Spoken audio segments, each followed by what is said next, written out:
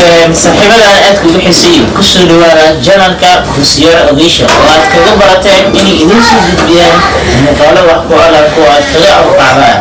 isna aad idin xisagelinaya muuqaalada insha Allah maanta waxaan doonayaa in ku soo dhawiyo janalka walaalkay iga yarka oo lagu magacaabo MCC ka oo ka yimid mardhow qurbaha ka oo in badan ku maqnaa meelahaasi joogin inay yaqaan kala ma aha laakiin maanta inuu ugu talagal in badan راح أقول عليه فسأني أصلا عليه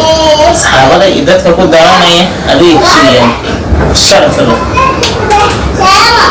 الشارك يا الله أن حالني الشارك الواقع إذا كان صار سما ده خلاص كده راح أنا ما شاء الله